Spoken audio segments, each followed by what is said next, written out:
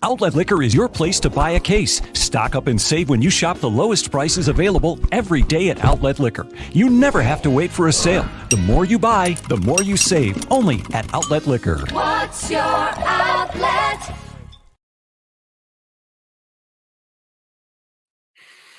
Folks, welcome to the official UFC 280 main card preview, sponsored by New York's only Outlet Liquor. When you need to stock up, it's the place to buy a case. What's your outlet? It's a beautiful, beautiful sunny day here in Buffalo, but we are focused on UFC 280 in the Slick L studio. Slick, what do you think so far about today's card? So far, off to a little bit of a slow start, but I thought the past two fights really good. So, really good underway. Caio Biaro with that unanimous decision. He's just hard to deny. And then Belal Muhammad, Sean Brady really getting things kicked off in that featured prelim. Remember the name, Belal Muhammad. He's making it hard to not remember that name at this point. Yeah, he said he has been disrespected, and hey, he showed it very well in that fight and gets it done with a KO. Yeah, gets rid of the Sean Brady hype train like that. That's Sean Brady's first loss. I don't think this will be this end we see of Sean Brady. I mean, that was a great fight up until that stoppage. And you had to think it might have been going down the line there in that welterweight scrap. But these are two guys, top five. I think we'll see them both in title contention very soon. But that welterweight, there's a bit of a mashup at the top there. You got Colby hanging around. You got Khamzat hanging around.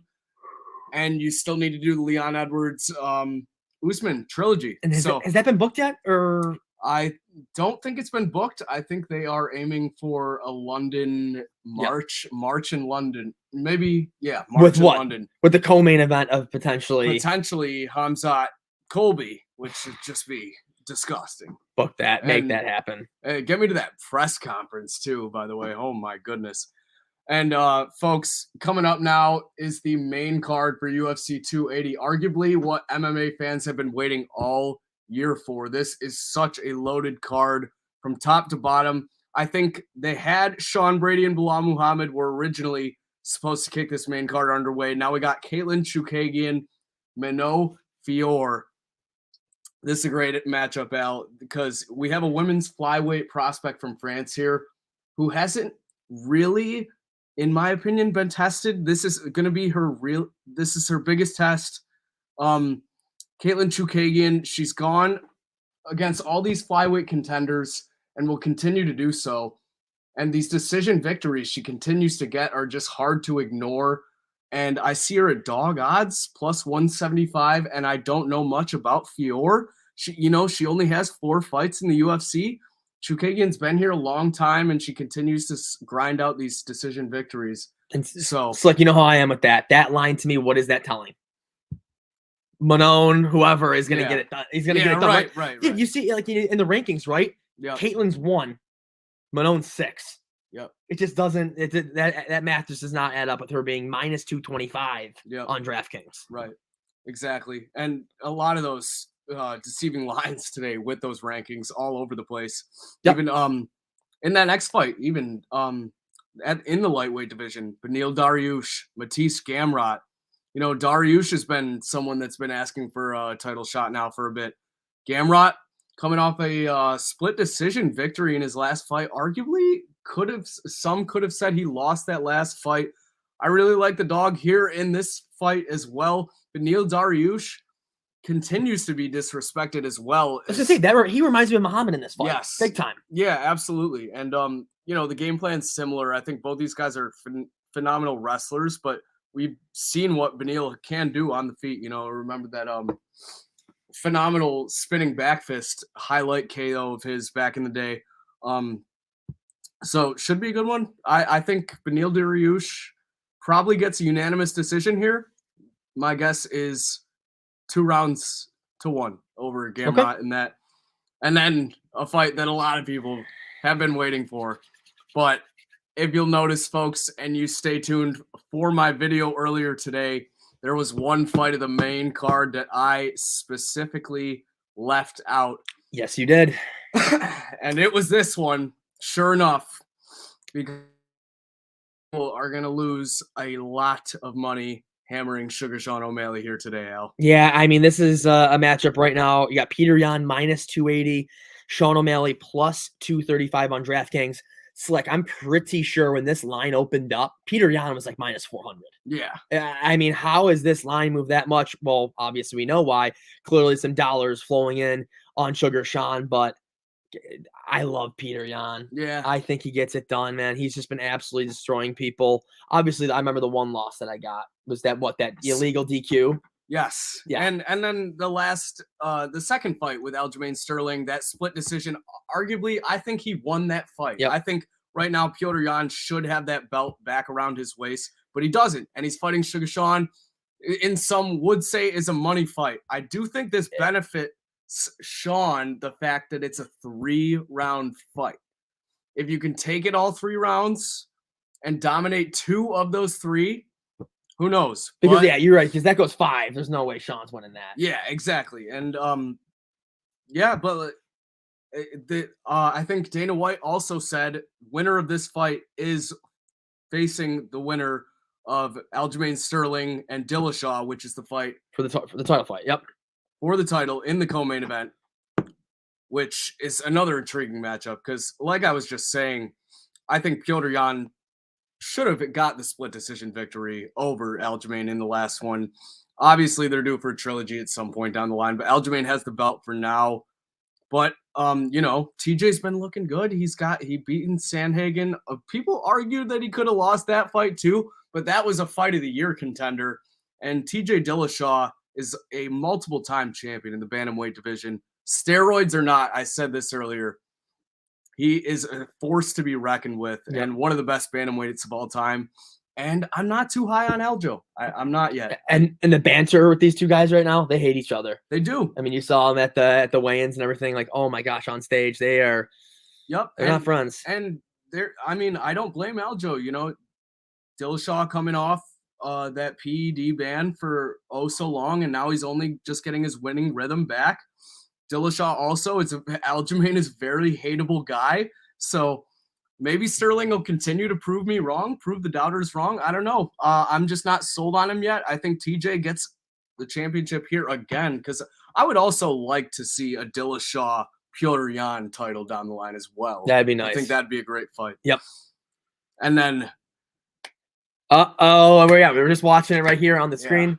Yeah. It is the title fight main event. Charles Oliveira taking on Islam. And now on DK, Islam is up to a minus 195. Charles plus 165. Were they touching noses when they were on stage? Yeah. That's how close they were to each other, dude. Yeah. Oh my gosh. But pure class out of both those guys, I feel like, right? Yeah, I mean, for sure. Yeah. Those guys are very classy dudes. But when it comes time to get in the octagon, they're ready to kill. Yep. But I feel like I've seen more out of that from Charles this week. Islam and Khabib's team, they usually have a more composed, always going in, cool, calm, and collected. So I don't think there's too much to take from that. I think once the octagon door closes and these two guys are in there, we expect war. Charles said he's going to knock him out in the first round. Who knows? I was telling Al earlier, I think Charles has had over 30 fights in the UFC. Only 4 have gone to the judges, which says a lot. Insane. I think Islam may have been to the judges once, but in his short UFC career. Even so, I don't see this fight going all 5 rounds. There's no way. No way.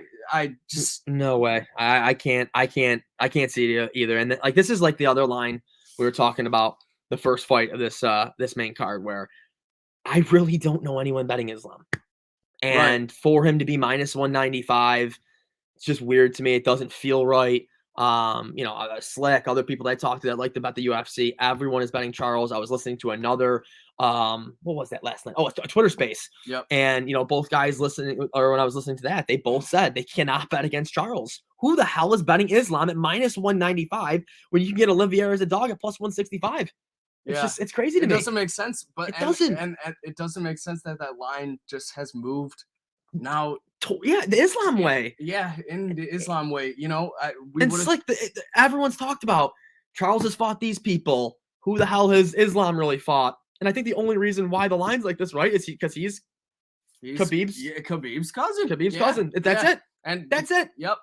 So And Khabib also had a reputation of not fighting the best guys, and he has. you're right. Yeah. Those 3 title defenses that he does have: Dustin Poirier, Justin Gaethje, and what was the other one? Oh, Conor McGregor, obviously. Yep. Charles has already done 2 of those. Yeah.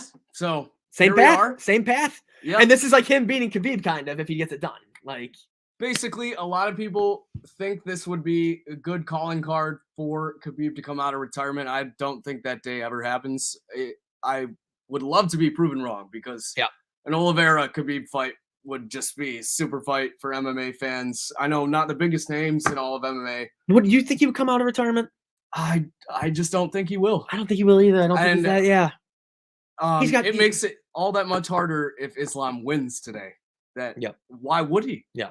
His prodigy is out here. So you're saying so you're saying there is a slight chance if Charles wins this fight, it could be Khabib next.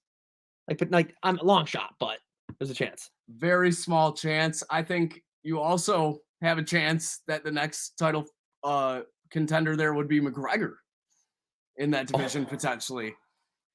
But I saw that today, that his comeback would be 2023. So it makes sense. Dana White has also said that Alex Volkanovski, who is in the building, by the way, we should mention, as the backup title fighter for this main event, is going to get the next shot at the lightweight championship. It's a chance to potentially come double champion, which either of these guys that wins tonight, that'll be a phenomenal fight as well. Volkanovski, pound for pound, number 1 in the world. Yep. Never a boring fight. And to see that guy with 2 belts around his waist, man, that would be something.